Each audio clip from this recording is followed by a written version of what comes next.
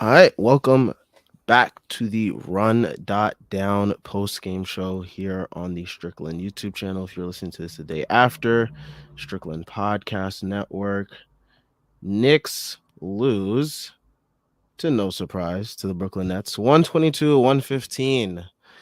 Joel Embiid once said, "It is not a rivalry. They always kick our ass." That can be one way to describe this rivals week matchup between the Knicks and the Nets. I literally cannot remember the last time we beat the Nets, December 2019. and wow, it's been for almost 4 years.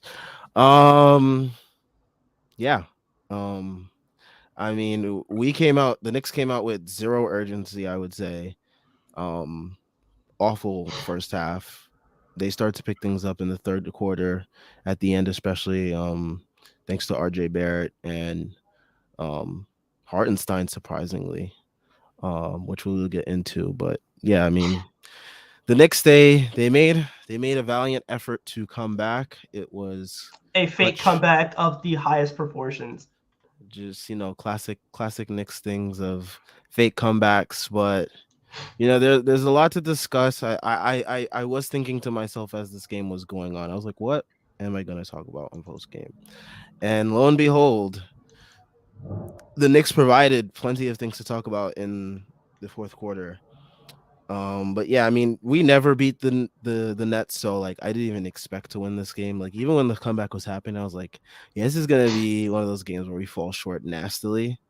Um, but yeah, I mean, this is a classic Knicks versus Nets game. It follows the same script every time. It's one of their guys going off. We fall behind. We make a comeback. We lose towards the end of the game.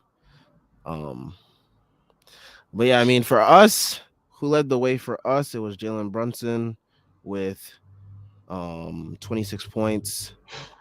He was followed by RJ Barrett, who had 24 points. A lot of those points coming in that third quarter where he showed a display of I would like to say patience and poise in the post, taking advantage of mismatch opportunities, which is something that we don't see from him often. Not just the post ups, but like the poise in the post ups. But yeah, he was very patient in trying to get his buckets in the paint. I really wish that he would have at least taken probably a little bit more threes, just because I felt like at a certain point in the game we were trading twos for threes, and I really don't like that style. Yep. Um, but And it, like it Doris was Burke working for him. But yeah, and like Doris Burke's like, oh, they're beating the Nets in points per paint, and like that's a bad thing. That's a bad thing. Like they cannot keep trying to get away with trading twos for threes because you're just not going to win on that variance. And if you're not blocking the three, then at that point you have to go for it. Uh, yeah, I'm just like, it's just frustrating seeing how little this team wants to pull. Speaking of pulling, like Quentin Grimes, man, I think a lot of the conversation needs to start with like Quentin Grimes and 3-point variance because Quentin Grimes is supposed to be the shooter of the group. Quentin Grimes is, I think, a lot of us would say the best shooter in the starting lineup. I know Julius is going off. I know Brunson is shooting 40% from three. Quentin Grimes, I think a lot of us would believe is the best shooter on the team. He needs to shoot more threes. Uh, there were multiple times in the first half where he just did not want to take shots. And when he did want to take shots, he turned it into attempts at the rim that weren't even attempts at the rim. They just kind of went to like they tried to, either double passes to Jericho Sims, or it was a chance to like take a really bad shot. Like he tried to go for a dunk, he missed it. Um, he needs to shoot more threes, man. Like he needs to shoot more threes. I don't care if they go in. I don't care if they come out. Like they they need to start launching. Like when Julius is throwing you the ball of the DHO, you need to take that shot. Like 9 times out of 10, you need to take that shot. And if you don't take that shot, okay, turn it into a closeout, but you cannot think closeout first. I think he's just so obsessed with getting to the closeout that it's hurting the team because then when he doesn't get the optimal look, he's just pitching back out to Brunson. Like it's a grenade back to Brunson or a grenade back to Randall, and then it's a situation where like there's 7 seconds in the shot clock, and now you have to try to do something out of nothing, and it's like you cannot run an offense like that. Your shooter cannot be so timid to make shots. You look at Royce O'Neal, like he's taking the shot. You look at Yuta Watanabe, he's taking the shot. Seth Curry taking the shot. Like you have the space, you have the clearing, like you have a screen, you have open space, and you're a good ass shooter. You should be taking those shots. But instead, he wants to just keep getting to his closeout, and it's really frustrating for the offense. I'm not done. I'm not done. I have more, but we're gonna get to it. Yeah, I mean, I'm with you all the way there. I mean, he's got to shoot. You're a shooter. That's your role on this team. Like you're 3 and D. If you're not providing the three, then the defense is useless. Um, and I mean, even then, I mean, I'm not gonna kill him for getting fried by Kyrie in the fourth quarter because like Yeah. no matter who was on Kyrie, they were gonna get baked. Maybe you could argue quickly would have done a little bit better, maybe, but like I really didn't think there was going to be any difference, honestly. Like when Kyrie has it going like that, the way he does, then that's just what's going to happen. Like he's going to go off, and it didn't help that because my game plan from the jump, I tweeted, I was like, do not let Kyrie go off. Just let like no, don't let no. I said I don't care about Kyrie cooking. Just don't let all the other guys get going. And they all And the one thing that the Knicks did was let everybody else get going, and then Kyrie cooked this in the fourth. That's the worst yeah. type of game plan to have coming into a game against a team like this. They don't have like all their supporting stars. It's just Kyrie with a bunch of role players. Like, but yeah, Grimes, he just has to shoot. Like that's it. Like enough. Like teams have scouted him where that drive and this shit is useless. Like pack it up. You got to add some wrinkles, something like, but that is not cutting it anymore. Like it was cute the first like 10-15 games when like it was catching teams off guard, but like teams, they're like, all right, come to the paint. We gonna steal that shit, nigga. Like that's it. Like we Yeah. gonna take it. Yeah, man. It's just it needs to change. We could talk about I think we could also talk about like RJ as well. I think RJ had a really strong offensive game. Defensively, I don't want to talk about it, but yeah, it's good to see him scoring the basketball as well as he has been. I think that was his major weakness coming into the league. Not coming into the league, but coming into the season was his efficiency. And he took 16 shots. He made 9 of them. He took 5 threes. He made 3 of them. Free throw percentages was solid too. Again, I would like to see him take more threes. I would like to see him pass more out of drives. He had it going tonight though, so like you can't really get too mad at it. But I would love to see him, go for, instead of 5 threes, take 8. Even if you go 3 of 8, that's still 37% from 3. So I would have liked to see that.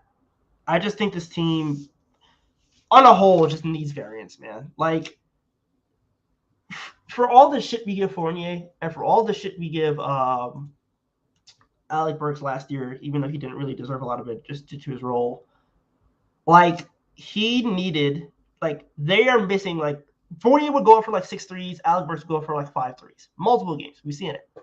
And they don't have that this year, aside from Randall going up for like 5 to 8 threes. They don't have that guy who's just going to go off. Brunson doesn't take threes. RJ is reluctant to take as many threes as he did in like year 2. Remember like year 2 when he was taking like 11 threes regularly. So he's not confident, and it hurts this team's variance. It hurts this team's offense really because they're trading 2s for 3s. But yeah, like he had a really strong game. I'm very happy with the result ultimately. 24 points. You can't get mad at it. I would just like to see more defense. But then again, I feel like the entire starting unit didn't really have much defense going for them. So can't knock him too heavily. But yeah, strong game for me. What do you think? Yeah, I mean, yeah, I especially like the third quarter. One thing that I've been dying to see since like last year was more RJ Barrett post ups. It would have been nice to see it more in like a small ball setting because I feel like when he's posting up, when like Hartenstein or even Sims are in the paint, I feel like it kind of like it feels kind of useless in a way. not really, well, not useless, but it feels like it just makes his job harder because like there's gonna be another person like lurking over instead of like when he was doing it towards last year, he had Obi on the court more with him, and that kind of opened up that spacing for him. Um, but yeah, I did like seeing the RJ post ups. I thought he operated with great patience on his post ups, and like even some drives like that drive really early in the game to pass to the corner to Julius. That was something that we usually don't see that often from him, and a lot that's what a lot of fans have been asking him to do on his drives more. So that was good to see as well. But yeah, I thought he had a pretty strong game as well. Um, I wish that he got into the game sooner. And we could talk about that fourth quarter where the team actually made it really close and really interesting. Um, I mean, if the only reason why I tweeted this out is because I know Thibs is not going to go small. So I was like, if you're going to if you're going to bring RJ back in, take out Grimes instead of IQ because IQ is just doing like Yeah, I have literally no, everything out there I have on both no ends. idea, no idea why the hell he took out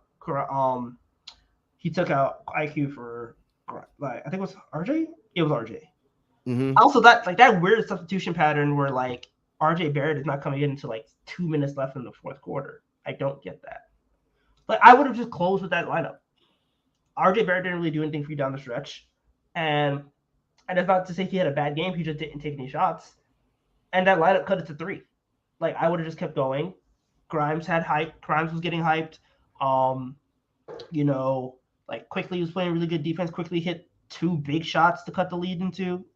I just don't understand why to put RJ Barrett back in. Like that just felt like a bit of a reach, and it kind of felt like, well, I need to get RJ Barrett back in. Um, I don't understand why the hell Sims was in the game. Sims did nothing all game. Uh, I thought he was all right. I thought the second half he definitely picked it up on the rebounding at least. I uh, I I mean, just defensively, he still isn't like where we want him to be. yeah. And like the drop off from Mitch is going to be obviously huge, just because like what Mitch has done cannot be really replicated by anyone on the roster. So Yeah, and he had 5 offensive rebounds, but I feel like I didn't feel them. Um, my whole thing is like Sims is great. He's a third string center. You can't get too mad at him. But the fact that like in a situation like that, you need to be able to like go small.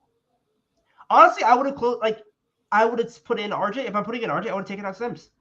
Put Randall at the 5, RJ at the 4, Grimes at the 3. Have your 5 best players available to you, and a small ball lineup because not like Nick Claxton's going to do anything significant to you anyway. I get he had a lot of points, but like you're not beating Nick Claxton with Jericho Sims. You might as well. yeah, I mean that I would have done the same exact thing. My only thing is that I know Thibs is never going to go small, in situations like that unless like absolutely forced to by like foul trouble and injuries. But yeah, I mean, I would have definitely gone small with Randall at the 5. Um, but it's not gonna happen. So Yeah, I was just so frustrated down the stretch of that game because they could have won that game if they just gave an ounce of a shit early and they just weren't trying to yeah, get out of a hole. And that kind of seems to be a theme of a lot of the losses where it's just like they dig themselves into a hole, they manage to like get themselves back into it, and then it's too late. And then like they all the energy that they use to get back into it, they end up wasting it trying to protect their lead or get back into it late in the game. And it's frustrating. yep, it is very frustrating. Deuce. That's like that half court shot. That was the high of Deuce's season, and it didn't even count. Um, it was good. Like the defense wasn't. I mean, like the defense wasn't impressive, but mainly that's because like it was Kyrie Irving. I can't get mad at him not being able to stop Kyrie Irving. But the offense is dreadful. They cannot afford to have somebody who gives that little offensively unless other guys have it going. Uh, I do think you are facing a situation where he needs to be upgraded coming into after the deadline. I just, yeah, like they need to. I think Deuce is a good player. I think he will have an arc where he's able to do more. But for this team, and right now in this rotation, he's lacking, and they cannot afford to punt those offensive minutes. Yeah, I mean, Deuce isn't really giving us anything offensively. Like every time he's open in the corner, I'm like, this is a brick. Let's try to get the offensive rebound, guys. Um, but yeah, I mean, as soon as Deuce shoots, you might as well just run back on defense. Honestly, like get a head start because like it's off. He's not giving you anything offensively. The defense is, it's nice or whatever, but like, what does it really mean in the grand scheme of things if you cannot hit a single shot? Like, the team has to make a trade. I'm not saying go out there and give 3 first round picks for OG and Nobi, but the team has to do something to bolster the bench. Like, you can't keep sacrificing. Like, you can't keep punting the bench minutes you know with Deuce McBride out there, because when the starters when someone like Julius doesn't have like a 30-point explosion, points need to be made back up somewhere. Um, and Yeah, and that's IQ can only do so much. And shout out to Hartenstein today, providing a little bit of backup there with the bench. He had a solid stretch, I would say. Towards the end of the third quarter and the beginning of the fourth, provided 8 points. But yeah, I mean, it's basically IQ by himself out there on the bench yeah. Also, yeah. Again, once again, shout out to Hardenstein. He had a really solid game. I think on that's both a. ends. I really thought he should probably like if you were going to do this whole play it big, like Hartenstein should have did one of them like 12 minute shifts because Sims just gave you nothing. And yeah, like back to the Deuce point, I just like they just can't afford it. They cannot afford to have such a limited player playing those minutes because his offense is non-existent and the shots that he's taking like they're not effective and he's still a developing player but like at this point you need to be able to sacrifice development because you're in a playoff race. Yeah, I mean, yeah. All right, let's get to everyone's favorite part of these shows before we head into comments. So definitely shout out to everyone that's already in the stream. Shout out to those leaving comments. Definitely leave your thoughts on today's game. Any questions you guys might have. Um, yeah. All right. 4 NFL teams, 2 conference championship games, and only a few more shots to win big on the playoffs with DraftKings Sportsbook, an official sports betting partner of the NFL. Counting down to Super Bowl 57, new customers can bet just $5 and get 200 in free bets instantly. Not a new customer. You can feel the conference championship thrills with stepped up same game parlays. Take your shot at an even bigger NFL payout and boost your winnings with each leg you add up to 100%. Um, which game do you think is going to be the best game between the two games? I would say that it's probably going to be the AFC Championship. It's Burrow versus Mahomes. Even hobbled Mahomes is giving you a show. So two high-powered offenses versus like just I think the NFC Championship could be a lot more defensively based. So I like seeing touchdowns. I don't care about defense. Agree. Agree.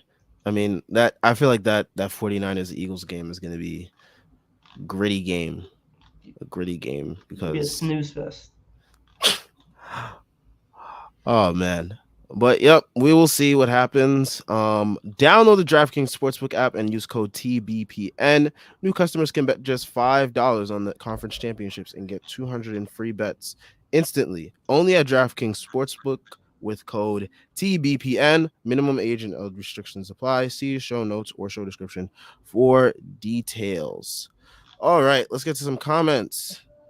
Um, so Cactus Shack says, well, this is a new name. Welcome to the stream. The sun will rise in the west and set in the east before the Knicks beat the Nets. Kyrie is inevitable. He owns our poverty franchise. Wish we had a non-weirdo Kyrie on the Knicks to match. That would be like the anti-Kyrie. But yeah, I mean, the Nets beating us is inevitable. I said it every post game leading up to this game. I was like, that's an auto L. Like you can, that's a scheduled loss. And I think it was like Schwinn that said like we can beat them, and I was just like, Yeah, I thought so too, and yeah, I'm telling y'all, the Nets, they got our number. It don't matter who's on the court, they will always beat our heads in. I have been humbled in the way that I didn't think I was going to be humbled. I mean, last game we played against them, we had Edmund Sumner cooking us. Like anything is possible when we face the Nets. Like Yeah, but literally anything. I'm thinking, like, the team has found their groove. I'm thinking, Grimes is in the lineup and It don't matter. everything. We could be on our way to like 70.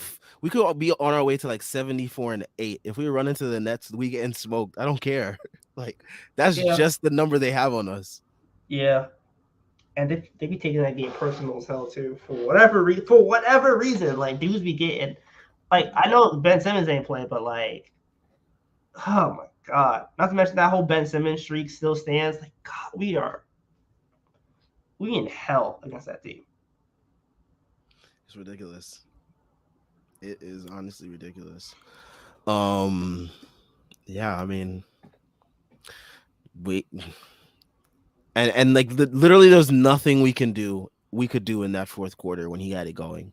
Like we didn't have anyone that could like match him with like ISO, like pull up threes, fadeaway threes. Like we had no one that could do all that shit on the court. Like, oh man, it just shows you how like even like we do have like Julius and Brunson playing well. We got IQ and RJ playing well. Like even then, we still have a long way to go when it comes to like fourth quarter, like clutch shot making versus like the best of the best players in the league.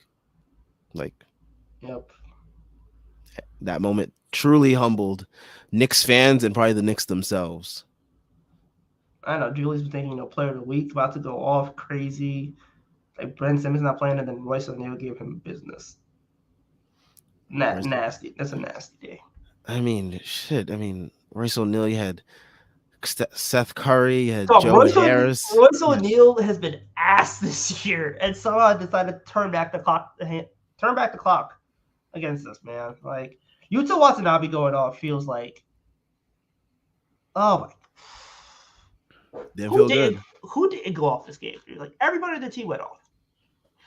It was like literally as soon as I saw a shot go up by them, I was like, yeah, that's cash. Yeah, Like that's going in. like you saw it too. You're just like, oh my god. And every time they cut the lead, it was like, oh well, they're gonna hit another one. Great. Like everybody went off against us. When's the last time in an NBA game you could say that like everybody went off?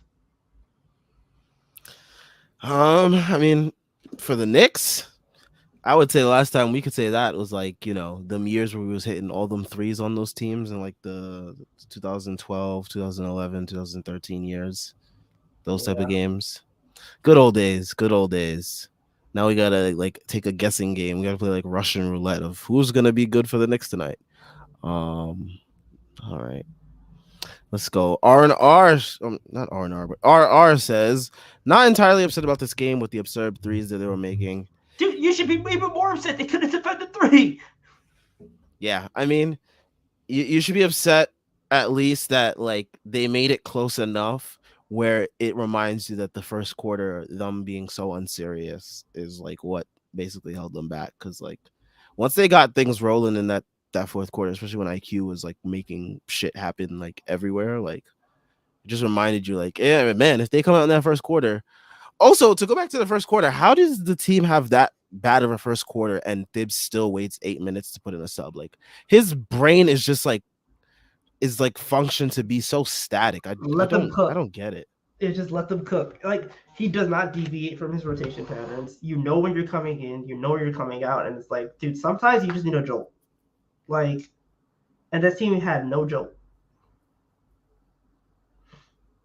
Like to go that long in that quarter for how the team is playing and not want to inject like at least IQ in there for some juice sooner is wild to me. But like I should not be surprised because of the coach that we have. Like Yeah, like you know, IQ's coming with 4 minutes left in the half or in the quarter. You know, Obi Toppin's come in with like less than a minute left in the quarter.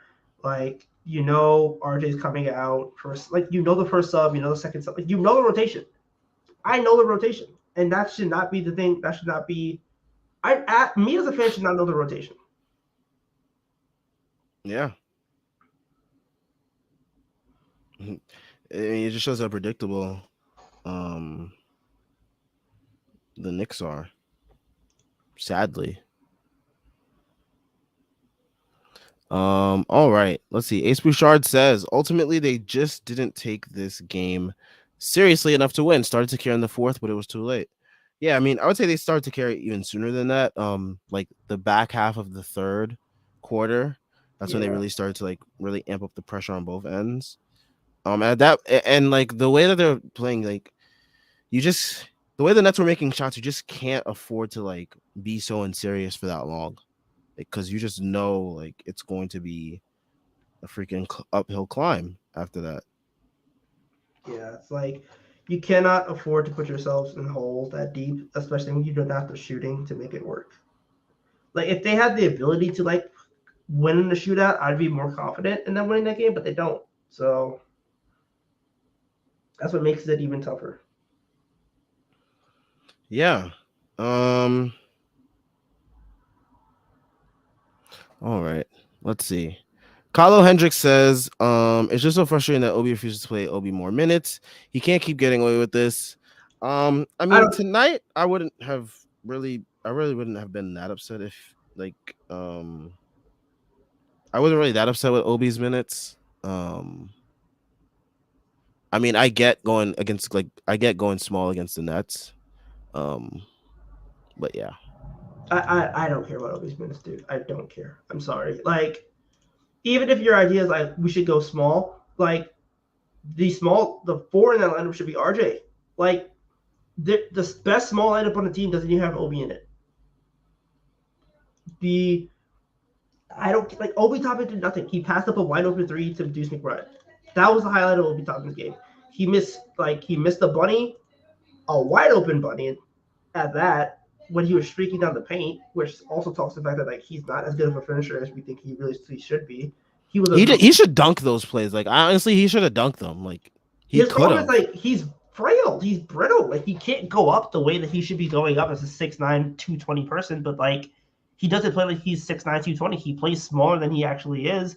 And when he's in the half court, he doesn't really have the strength to like go up and power through and finish over guys. So yeah, like I think the writing's on the wall for Obi at this point, man. Like he's just not that good. Like maybe he finds it on his next team, but like his pathway to being a very good rotation player is through his shooting, and his shooting is low volume and inconsistent. So I mean, I'm not gonna get mad when he's not playing minutes because he didn't deserve minutes tonight. They didn't. He didn't. There was nothing that happened with him on the court that you're like, oh wow, Obi Toppin needs to play more minutes. And that's the problem. Like he is a four who doesn't play like a four. And you can say, oh, we'll play Obi at the three, but like there are better threes on the roster, there are better fours on the roster, and realistically, Better threes. I mean, RJ, I take Grimes three over Obi. Like, I mean, he's gonna keep playing like this. I don't know. man, stop. I don't care how much Grimes is struggling. Like, I will still take his defense over Obi Toppin's, whatever. So I think that's what's kind of at where I'm like, where is he going to get minutes from unless you're just trying to manufacture minutes for him? Because realistically, unless he has it going, he doesn't really deserve more than like 12 minutes a night. Um, but I do understand Carlos qualms with like at least not trying to go small um in versus the Nets. I mean, whatever. Nick Claxton, Daron Sharp, those two really aren't moving the needle that much for me. Um, to the point where I'm like scared to put Obi in and see what like he can do in like some pick and rolls or whatever. But um, yeah. Um, let's see. Yeah, Eric Fernandez says, "Why won't Thibs go small when the other team is raining threes constantly? This dude will never adjust. No wonder we're like 2-15 when trailing at the half." Yeah, I mean that just shows not really being able to adjust at least quick enough. Um, but yeah, I mean with the lineups that the Nets had out there, they were able to just play 4 out, 1 in, and just set some screens, got guys in get guys confused. Because I don't think we were switching tonight, right? Like, we weren't switching, and then like they would just make the extra pass, and we're over helping on two in the paint. And yeah. then when they make the extra pass, we just have to rotate so fast, and they're getting open shots off of it. And that's like Bond coached circles around Tips, like circles around Who Tips. doesn't coach circles around Thibs? Apparently Joe Mazzulla, but like Well, this guy loves Jalen Brown so much. So that's why. I know, but like well, that quote was still wild, but like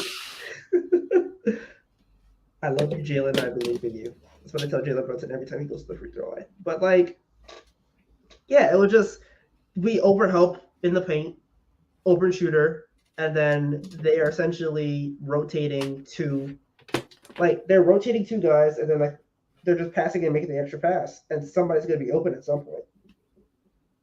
So like, it just makes this team's defense much more susceptible to being broken down by, and it's like that should not be the case. This team should not be so easily exploited defensively. And when teams are making threes like that, then like it's a wrap.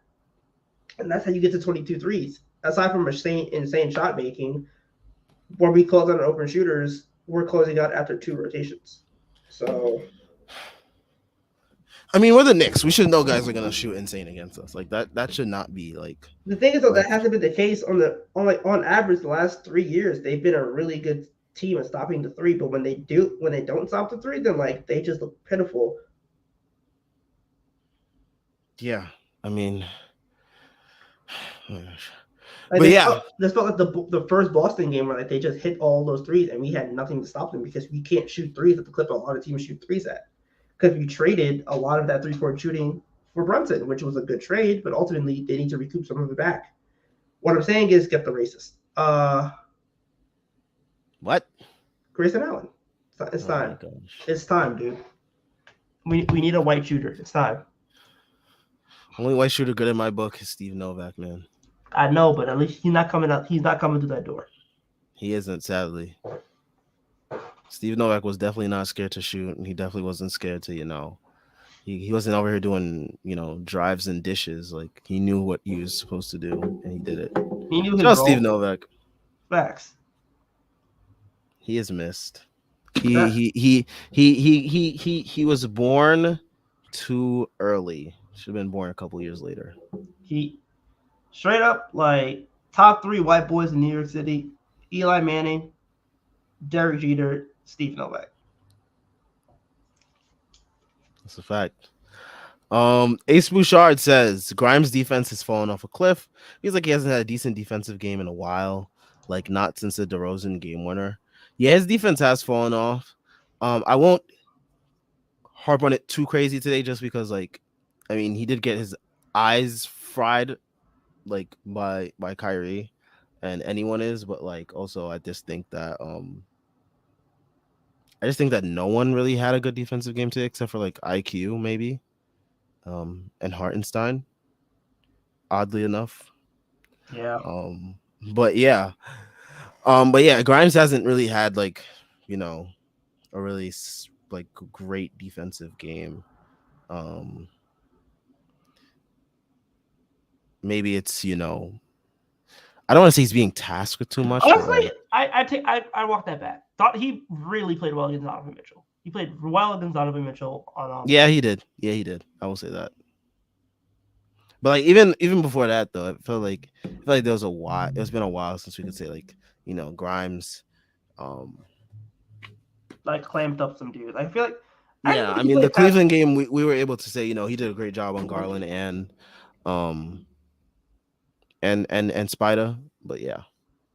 Yeah, I get what you're saying though. All right, let's see. Ooh, Eric Fernandez getting to a point that I was gonna say very soon. He says also, I want IQ starting over Grimes, man. Will Might be never time. happen. Will never happen. Also, I don't think I want it to happen because I don't trust Tips to stagger minutes. A lot of people think start having him start IQ would force him to stagger. I agree, but like the problem is like I don't see a point where like IQ, Brunson, and Randall are all going to be on the bench. Like I just, it's less about IQ and more about the fact that like I think Tips is so rigid that he might do like an all like bench lineup, and I don't want that. I Is that even really, possible? Because like we played 9 guys, so like that dude, wouldn't even be possible. I don't even know, man. I don't trust Tips. Like he might do something like Deuce, Obi, Grimes, RJ, and then like Hartenstein. It's like he might put Deuce at the backup point guard. I don't want that. Ooh. I mean, the solution is very clear. You know, he's got to go, but that's not going to happen. So I think it's a very unrealistic, you know, solution to the problem. I think what should probably happen more than like benching Grimes or like having IQ start over Grimes would be like I think they should just if they get someone like a Grayson Allen or Gary Trent Jr., they should cut into Grimes minutes.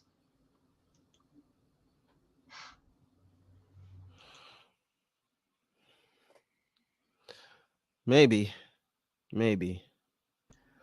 I mean, you still want the defense on the court, but Yeah, like like, he's not going to stagger to like. Man, it's so hard with this coach to like really think of like plausible solutions and shit. Cause it's like whatever you're thinking of, it's like it can easily like backfire or not happen the way you expect it to happen. So yeah, I think he like instead of going like 38 minutes he played tonight, which is wild. Like I think keeping him around 28 to 30 would be really good. We also might have to think of the idea like he might just be tired. could be. I mean, he's taking on a really hard responsibility of guarding the opposing team's best player or best players, depending on like if they have like the other day he was guarding Donovan Mitchell and Darius Garland at various points. So it's like he has a very tough task ahead of him every night. Um so Yeah, like I and think with the minutes load, it's definitely not helping anything. yeah, like I think there needs to be somebody to spell him because like he should not be playing as many minutes as he should, and that's not because like, he's not talented. It's just it's hard for a young player to go into Tibbs minutes like that, especially as a starter, because starters are going to play so many minutes on this team. So I would like to see him get down like maybe 8 less minutes a game. If he's going to play like 38, seeing him at 30 would be better. If he's going to play like 36, seeing maybe around 28, I would try to do that. Yeah, for sure. It could also play into like his shooting too. Yeah, like I really, The I legs do could be think shot. fatigue might have a lot to do with like his play, his up and down play. Again, a trade needs to happen. We gotta we gotta dispel some of these guys' minutes. Yeah, Um, get me Gary Trent Jr., Grayson Allen, or like Eric Gordon.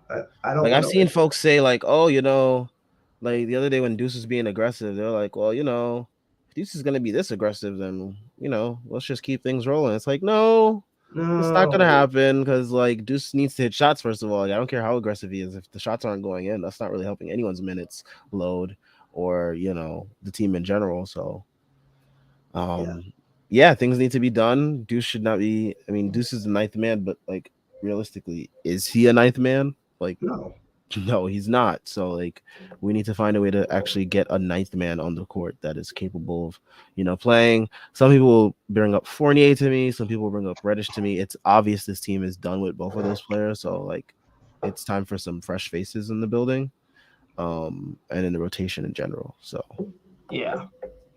Just get me Gary Trent Jr., man. at the right price. I agree. Um, Eric Fernandez coming in hot today. Um, he says RJ missed Deuce in the corner, but I don't know. Deuce couldn't put it in a hula hoop, let alone a regular one. Yeah, the funny thing is like he still hit that half court shot if it counted. Like, ugh. So that feels like that's the epitome of Deuce's like Knicks tenure so far. It's like the one shot that he hit, it didn't even count. Oh boy. Oh man. Poor Deuce. Poor Deuce. All right.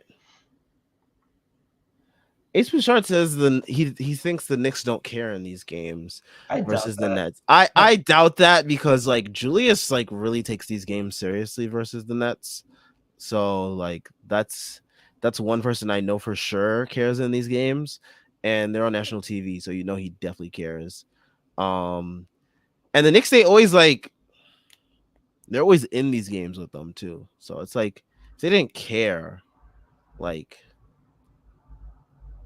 I just don't it's hard to say that they don't care in these games versus the Nets. Like I think they do care. It's just that the Nets just have our number. Sometimes a team just has your number. Um, I mean, this year we have the Cavs number, except for that one game this year. And we almost beat them that game too earlier in Cleveland, where they hit like 22. 22 threes or Yep. something like that. Um, but yeah. All right, let's see. BN agrees with us earlier, saying Grimes should not be playing more than IQ. I definitely agree. Yeah. I posted a clip the other day of Zach Lowe giving some praise to Emmanuel quickly. So the IQ, you know, hype is becoming national now. Which we'll take. We'll take some good IQ loving. Here at the Quickland, we won. We won. All those jokes about us being the Emmanuel Quickly site, but we Like the won. and the problem is like now it's getting to the point where like people are like, oh, everybody wants Emmanuel quickly, but like the trade offers for Emmanuel quickly be dumb. Maybe like, oh, Caruso went a first for Emmanuel, like Emmanuel quickly and a first for Caruso, like, or like let's trade quickly for OG and Anobi. Like, are you guys? What are you guys on? Like, honestly, the Bucks fan base is like in love with Emmanuel quickly right now. Can So you blame them? I can't blame them, but like they're not going to get him. That trade offer was like Grayson Allen and a second for Cam Reddish and Emmanuel quickly.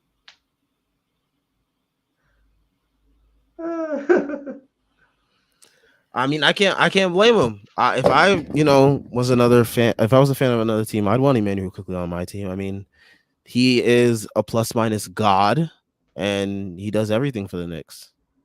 Like as soon as he comes into a game, the tides turn for the Knicks immediately. Yeah, like he came in twice for his ships and the team cut the lead significantly. So I mean, what more can you say about this guy? I am so glad he's finally, getting that national recognition. And, he's putting it all together, helping the Knicks, win games and shit. Um, the best is yet to come. I mean, the three still isn't like he still isn't shooting the three as well as he could, it's at which is 34%. something. It's almost at 35. Like he's basically shooting three as well as he did last year. Like, and again, it's gonna go up. Like he's probably gonna end the season around like 37%, which is fine. And he's still not even like shooting the crazy deep threes he used to shoot in his And free rookie year. throws. And his free throws have been off. So the best is yet to come. Hopefully, we can he can bring those back into the arsenal by playoff time because I feel like that really adds a weapon and stretches the court for the Knicks. Like I think that's part of also what made that season so good for us is that Emmanuel quickly was able to stretch the floor all the way out to like 30 30 feet. 30 plus feet out. So like that definitely helped with like spacing and shit. So if he's able to do that again, then that definitely helps the team with space and shit. All right. Um Let's see. Ace Bouchard says Thibs doesn't make adjustments. He's on vacation. In his mind, he's on a bitch sipping. He's on a beach sipping mojitos. I could never even imagine Thibs like on a beach doing anything of the sort. I I'd feel feel like like he'd go to like Cape Cod or something. It wouldn't be like a beach. Like he'd go to like New Hampshire. he'd be on like a he'd be on like a boat by a dock or some shit, No, like not even fishing. that. Like he would just be eating clam chowder out of a Long John Silver's. I feel like that's a good tips day. Oh man.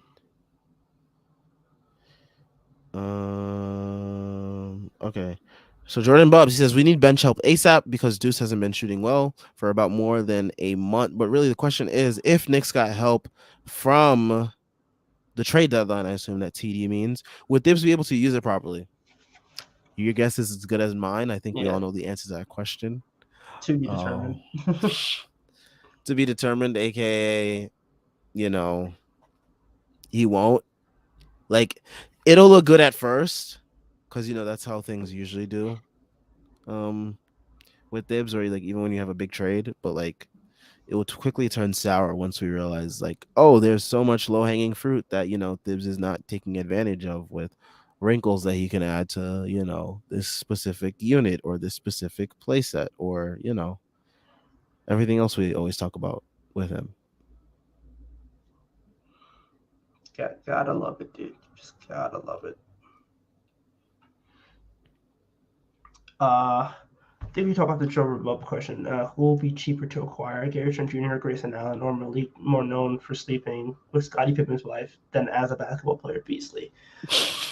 Um, I would assume that Malik Beasley is the cheapest to acquire, but I think he's also the worst player.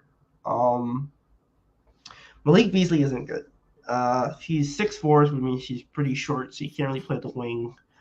Uh, he's a decent shooter. He puts them up, but like he's not as good of a shooter as you think he would be. I think he's hovering around 35%, 34% right now. I can double check that just to make sure, but and he's also shooting like he's just not. Yeah, okay, he's shooting 36% from three right now.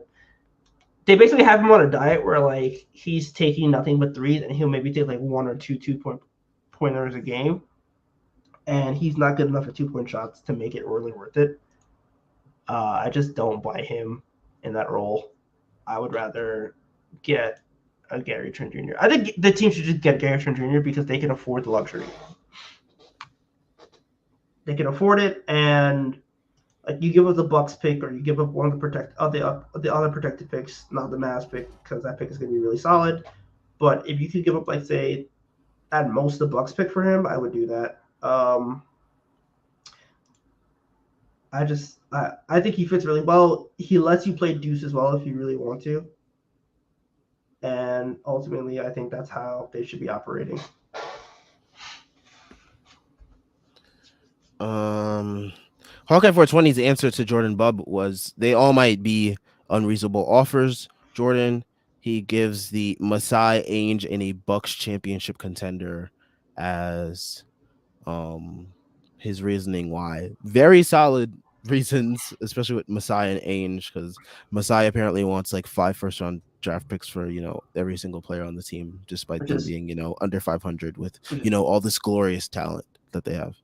which is ridiculous, man. Like, dude, who the hell? Like, that whole team is supposed to be so good, and yet they're 11th place. Like, all these players worth first-round picks and can't even get to 500. Wild to me. Wild to me. I mean, I imagine the Knicks players' values are double that, being on a winning team. yeah, Julius Randle's flirting with All NBA right now. He should definitely be worth at least like a Gobert package. Yeah, why not? I mean, Bulls want 2 first-round picks for fucking Alex Caruso. What has this league turned into? This league's such a joke. Holy shit. Oh my gosh. This league is hilarious. That's one thing that you know you can always count on with this league.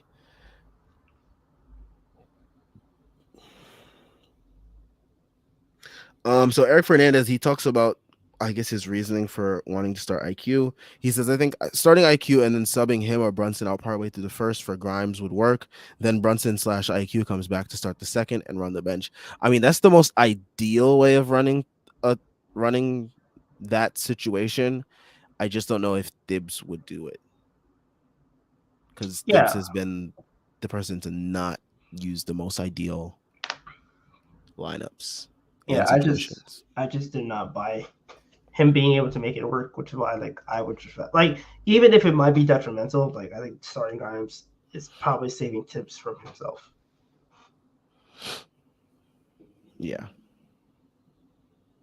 And it's probably what like the front office instructed. Because they have made some orders before. All right. Yeah, with the Sims, with the crime starting as well. So they've made some orders, but I wonder how much like I don't think they really made like rotation minutes orders, so that's gonna be a harder sell for me.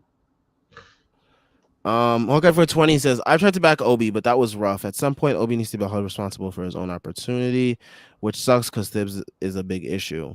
Bingo. Keep telling you guys, like at some point, like I truly believe this in the NBA. Like talent matters. If you're talented, you will figure it out at some point. There's no NBA player who's ever like slipped through the cracks and somehow all 30 NBA teams missed out on like an all-star. Like it's never happened.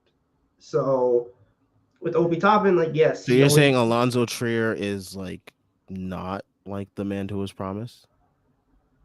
I know, right? But like at some point you just like you have to acknowledge the fact like the reason why Obi Toppin isn't worthy of more minutes and is not getting more minutes and doesn't deserve more minutes realistically is because Obi Toppin is just not that caliber player yet. And when he breaks through, you'll know, but I don't know if he's gonna break through. So it's unfortunate, but it's also like a reality of how good he is and how much he benefits this rotation. I still think he's being underutilized. I agree with that, but I also at the same time I'm like I don't know how much more you can utilize him because like he has a specific niche and realistically better players on the team themselves already can like fit his niche. So I mean, he's shown shit though. Like it's not like I mean, he showed shit just the last what was it, the Raptors game, I and know, but like we're talking about flashes for a 25-year-old. I'm not So gonna that's reality. I'm Like not gonna I'm not gonna be too harsh on him just yet, especially you know being that he was also out for like what was it, a month or so. So I'll give him his time, because I think his ramp up is obviously different because he's not getting like to he's not getting to play as much to ramp up to. So I'm gonna give him his time. We'll see how things look within the next month or two, especially if a trade happens. That can also change the way um, he's utilized again. All right, let's see. R says, if we get Gary Trent Jr., how would you approach the draft, and how do you think the Knicks would? I still think they keep both picks, and I still think they go for like a wing and a forward. I think Obi Toppin gets traded. I think um, they take one of the better wings in the draft, and I think like they might just take a forward. I don't think they go developmental either. I feel like they get guys who just like come in maybe older and can like play immediately if need be. I think they just want to rebuild their depth. The philosophy of this front office has been get upperclassmen who project well, um, shooters, and they don't have. They're kind of missing that, and I feel like this draft has like a lot of those types of players, especially in the back half of where they're going to be picking. But yeah, I don't see them going for like a trade up. I don't see them trying to like I think they just take the depth. Okay. I am not someone who is fond of any draft prospects or anything like that. I watched like my first college basketball game of the season today, and it was a blowout. So, yeah, I cannot answer this question. You're not watching to uh, watch. It's not worth it. yeah, it's a very nasty product to watch. People who watch college basketball like for fun are sick. Besides March Madness. All right. Hookup for 20 says, ask, has Obi ever done any work in the post? Isn't that who he was in college? I don't think so. He did. Um, He did a ton of work in the post. He oh, he just did. he cannot post up the NBA. He's not strong enough. Hmm. Like you watch Obi Toppin in the post, and it was like he's 3 years older than dude, and he's playing at a mid major. Like it was never going to work in the NBA because I keep saying this. He doesn't have the ass for the post. Uh, like he just does not have that level of like the center of gravity for the post. He can't back dudes out. Like I saw Pray Pritchard lock this dude up the post. You're not getting post touches with Obi. I mean, yeah. I mean, that's part of the reason why a lot of got people just like use him in pick and rolls, um, because either use the rim gravity or just find a way to get him going downhill. That's what a lot of people like have been advocating for him on the Knicks, myself included. The Knicks have mainly used him as someone who is a spacer. It has worked sometimes. It has not worked a lot of other times. Um, so yeah, that's where we are right now. Celtics game is so nasty. Um, but yeah, Knicks next game versus the Lakers, who are currently playing the Celtics. Lakers have finally gotten healthy. Lonnie Walker and Anthony Davis have returned for them. Um, it's very convenient how these teams they always get healthy right before they play the Knicks. Hilarious, right? Um, but yeah, we play them next. It's gonna be very interesting. LeBron is going for that record. He will not get it versus the Knicks unless he like absolutely goes like Wilt Chamberlain on us, scoring like I don't know however many points he needs left. I'm not putting it Um, past him. Not putting it past him, dude. I mean, as of heading into this game versus the Celtics today, he needs 158, and he plays the Knicks after the Celtics. He Or will no, drop he plays the 120. Nets, and then he plays us. Yeah, he's gonna drop 120 just against us, just to break the record, dude. I don't. That man's gonna be chucking his head off. I mean, I also would not put it past that to happen to us either. It's just the Knicks thing to do. I mean, look what happened to us today. Of all these guys shooting all these threes, and Kyrie just goes off for like 20 in a quarter. Classic Knicks shit. But yeah, we play the Lakers next. Lakers have been a mediocre team all year. Um, They'll find it against us. Like Anthony Davis is gonna start for that game, dude. Like literally, like he's been coming off the bench these last 2 games. He's gonna start against us because they're gonna be like, he suddenly feels healthy or whatever. Um, like yeah, Lonnie Walker's back. I think we win that game, but still, like, God, man, it's gonna be so annoying to play that game. Well, I don't think we played them fully. Have we played them fully healthy? I'm not sure. No, we did. We played them last year fully healthy when they had LeBron and Anthony Davis. So yeah, that that'll was be the game interesting to see. that RJ had his 36. his signature clutch moments versus the Lakers, the dunk and then the three special I will time. say though, like that's probably one of the worst shooting teams in the league against us. So if they go off for like 23s, you know why? Well, they definitely will go off for all their threes. I mean, Lonnie Walker will start hitting a bunch of threes.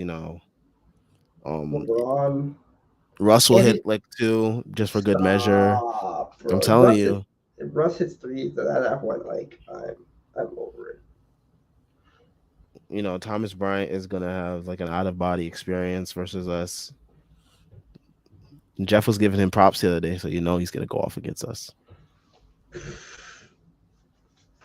If the Lakers go off for three against us, then at this point, Rui is gonna go off for like 15 off the bench. calmly. You know what? I can see that happening regardless. He just won't take any threes doing it. Or he just it might be all threes. It might just be like five threes. Where he just turns into a sniper versus. Well, honestly, Knicks versus Lakers. Knicks. I mean, they should win this game. Um, the Lakers aren't a good team. Like, despite what this star power says. Um, but yeah, I mean, again, it's the Knicks. They're very unpredictable. They just beat the Cavs and the Celtics, and then they shit themselves versus the Nets. So you never know with this Knicks team. You never know. Story. That's the story of this team. Who shows up? What version of the Knicks team shows up that day? Um, Hawkeye for 20 asked earlier about Obi. He says if we cut more often, wouldn't the offense, let alone Obi, be way more effective? Yes, but we have this coach, so we will not cut at all unless your name is Yep. Quentin Grimes. He'll cut some player. He'll cut Obi. He's not gonna cut, but he'll cut Obi.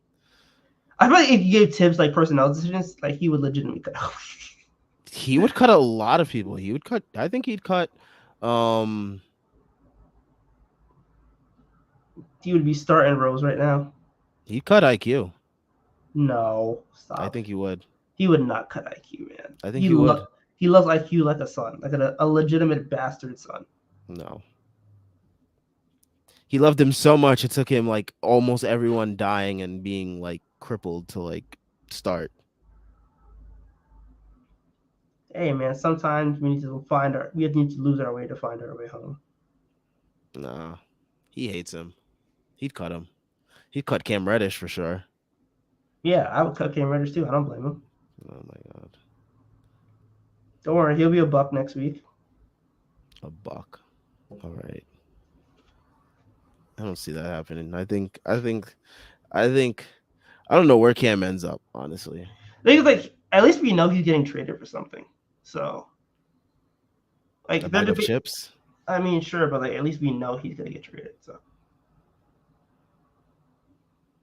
It's just a matter of where.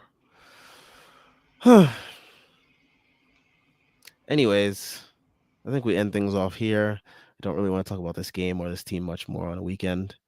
Thankfully, there is no game tomorrow before I go to work on Monday, so they can't ruin the rest of my weekend. Um, but yeah, shout out to everyone that tuned in. Shout out to everyone that left a comment. Um, Make sure you guys like, subscribe. We are on our way to 1K subs. So all that you do helps with the YouTube algorithm, getting us out there more. We'll be back on Tuesday, I believe.